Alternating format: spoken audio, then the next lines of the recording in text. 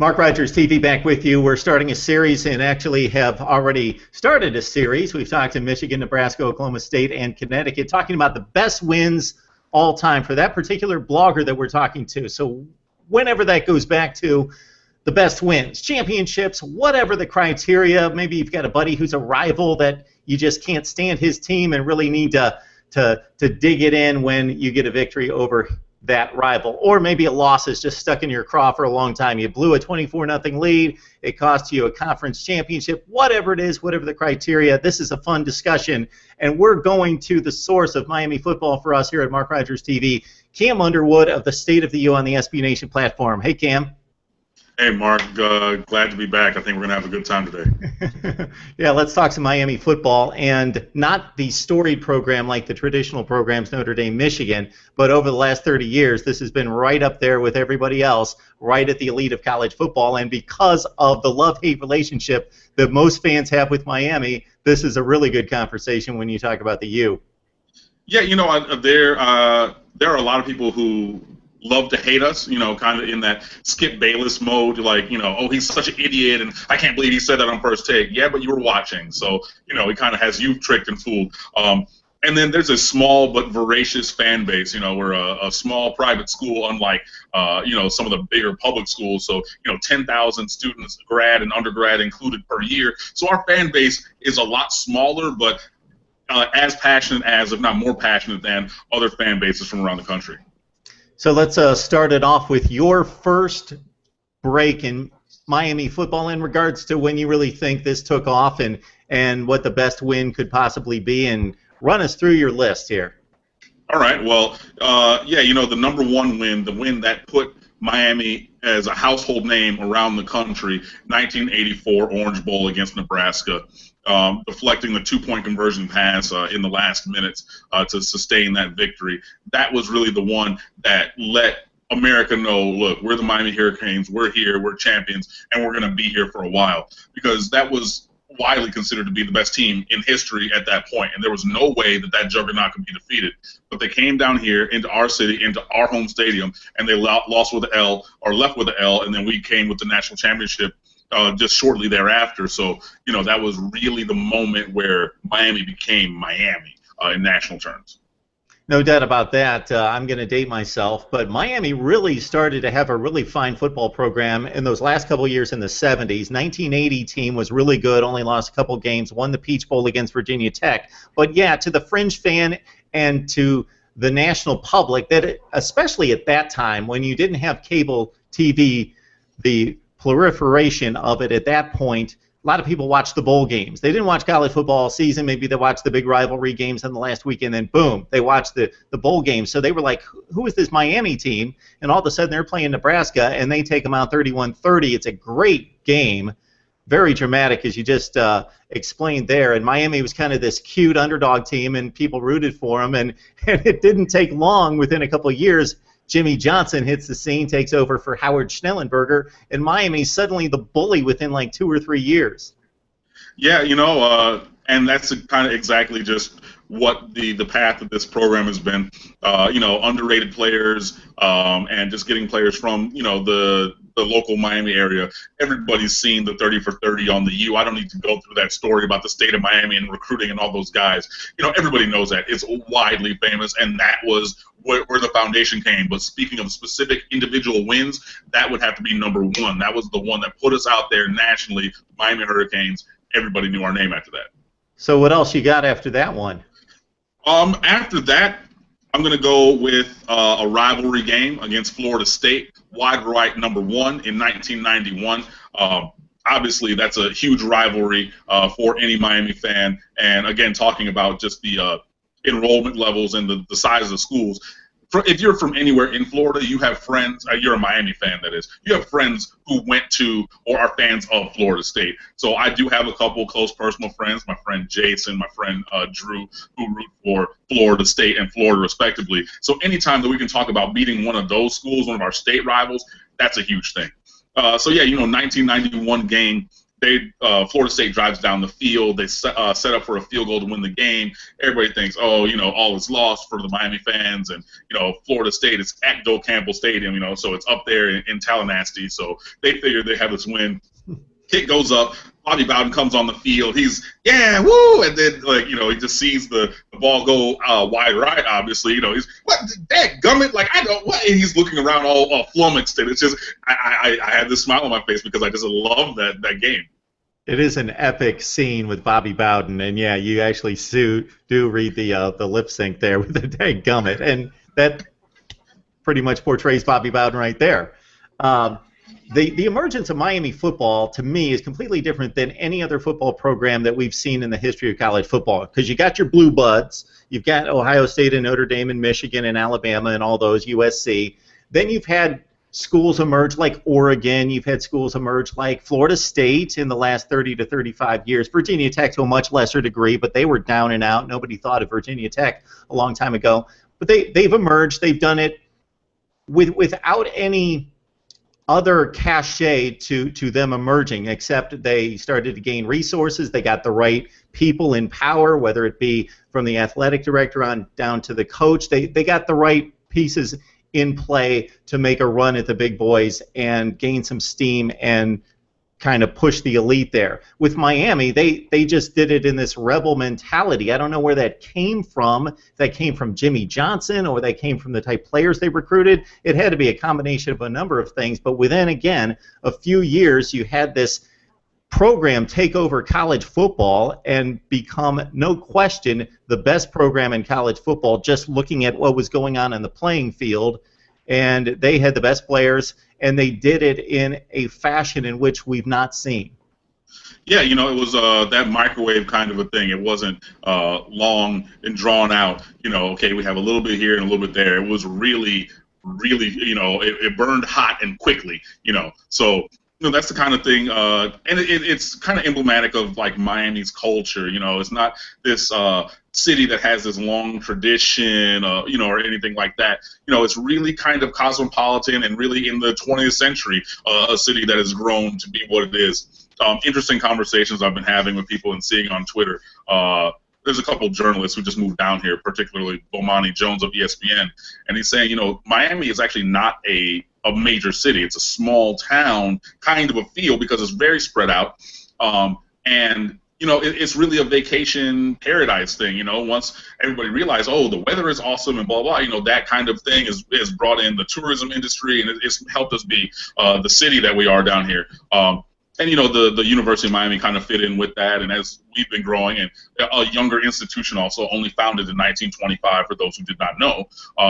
As the U has been growing as an institution, so too has the football team, and that kind of just took off, like you were saying, in the late 70s, and the first time that we fielded a team was in the 40s. So it took a while, but it wasn't growing in a positive way. But once it started to grow, wildfire, just took off.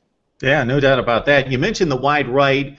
That's epic. The Florida State series, continually defeating Florida State at the end. The game that I remember was a little bit before that against Deion Sanders. Florida State, preseason #1. Miami 2, supposed to be an epic battle. All sorts of ridiculous talent on the field, and Miami just punched him in the mouth in true Miami style. Florida State, great football team, still finished in the top 5, just couldn't withstand the onslaught. 31-0, game over like that. It's interesting to see that Miami, during that time, they had such a target on their back. They had these mini rivalries with all sorts of teams. They had the Nebraska rivalry, which started with that Orange Bowl game, but then later in the 80s and into the 90s, they played Nebraska a couple more times. Nebraska didn't have the athleticism to stay with them, but kept coming with that Big 8 championship to try to challenge them in the Orange Bowl. They had the Oklahoma series, the Sooners. Again, it was kind of that antiquated, old-style football. We won the wishbone. We're still going to try to enforce our will on you, but Miami had the pro-style attack and the fleet receivers, and Oklahoma couldn't hang with them. But they had some great games and some games in which Oklahoma was supposed to make a stand, and they didn't. And then you got the Notre Dame series. And that was classic in and of itself because of what they both represent on and off the field. Notre Dame couldn't compete in any way, but Lou Holtz took over, and they quickly upped the ante and were able to challenge Miami And it was just a great time of classic football. And again, a lot of mini rivalries that have not withstood, except for the Florida State series, of course, because of the geography, have not withstood time. But during that pocket of time were just classic games. Yeah, it kind of happens with every school where you have a rival or, kind of a cross-sectional thing that will happen a few times in a decade or 15 years, and then maybe only once every so often after that. But yeah, through the 80s and early 90s, yeah, we had those kind of rivalries against those teams from the Plains states, if you will, and that was pretty cool. Any other wins you'd like to highlight here? The third one, I'll say, and this is also from the video, the 30 for 30 film, the 1991 Cotton Bowl against Texas. I mean, the Miami rule game, as it were. I mean, you have Thrill Hill running up the sideline and into the tunnel, and you just had these big hits and personal foul penalties for celebration almost literally on every single play. I mean, we blew them out of the frame. It's over in El Paso. Texans think, oh, who's this team? They lost a couple games this year. They're not going to do anything. And we just ran them off the field. We really showed them, that they were no match for us, even with a record number of penalty yards. I think we had more yards and penalties than they had in total offense all day long, and we still blew them out. Yeah, that's incredible when you think about a Texas team that won the Southwest Conference back, for you people who don't remember the Southwest Conference at one point. So you have this team that wins a major conference. They're a top 10 team. They're Texas. And Miami is so much better. They are so dominant that, yeah, the penalty yardage didn't matter. They overcame the penalty yardage. Like 230, 240 yards, whatever it was. It was just incredible. It was like, we're just going to smack you in the face, and we don't care, throw penalties, we can overcome it, we're that good. Yeah, and that was just those Miami Hurricanes, and obviously spun that forward, undefeated national champions the next season. So that was the precursor to that 1991 national championship. But yeah, I mean, it was a fun game. Obviously, on this side, if you were a fan of the University of Texas, I'm sorry for you. I don't know why you would watch this video, but hey, it's all right. But yeah, on our side of the street, it was pretty awesome. So, Cam, you've really been locked in here in the last 14 or 15 years. I know that the program's been down. Of course, you did go to the, if we're looking at 14 or 15 years, down means you still went to 2 national championship games and won one of them against Nebraska, again at the Rose Bowl in 2001.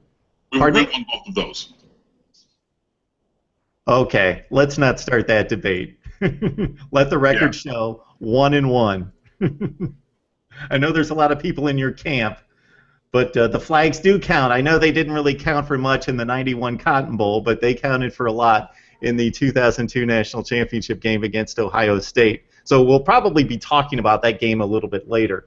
But anything that hits you in the last 14 or 15 years, again, besides the championship runs, a bit down here in the last 10 or 12 years, getting your swagger back to a certain extent, but anything that you really look back upon and recently and think, hey, that was a nice win? Yeah, obviously with any team, especially one of our caliber and tradition, there's a ton of wins that you can look at. Just a couple. The UF game in 2003, Devin Hester took back the opening kickoff for a touchdown. Quick story, I was in college at that time. I was a junior, and I had friends on that team, and he had been saying all week, Coach, if we win the toss, take the ball, have him kick it to me, I'm going to score. And I, told my friends who were on the team, I said, no, he's lying, blah, blah. He said, no, Devin's 100% serious. And that opening kickoff, when he broke it up the 25-yard line or so off the right sideline before he cut it back, the absolute loudest I'd heard the Orange Bowl ever. And I was in the student section then just going absolutely bonkers. That was obviously a good win and another rivalry game that I can rub in the faces of my friends who unfortunately support that team from Gainesville. So that was a nice one. The next season, the Louisville game, a Thursday night game in 2004, Stephon LaFours and Brian Braun were their quarterback tandem. They had Kerry Rhodes, who's played in the league for the New York Jets and a couple other teams at safety, and he actually dropped an interception that Brock Berlin threw directly in between the 1 and the 9 of his jersey number. But again, Devin Hester had a punt return where he juked the punter out of his jockstrap right around the 45-yard line and sped in for a score. Huge comeback game. Actually, both of those games, the Florida game in 03 and the Louisville game in 04, those were big comebacks. Florida was up 35-3 at the half, or 35-7, I want to say, something like that. Louisville was up 3 scores, maybe 4 scores in that game in the third quarter before we made a comeback. I went to the 4 and 5 wide receiver sets and just let Brock Berlin throw the ball because that's what he could really do. Having him under center, no. Sit in the shotgun, pick apart the defense, you can do that. So those 2 games, really good. Just a couple quick more. All of the other wide rights, 2, 3, and 4. The wide left in 2002. Again, I was in college at the Orange Bowl for that game, an amazing game. I love you, Xavier Betia, for missing that kick.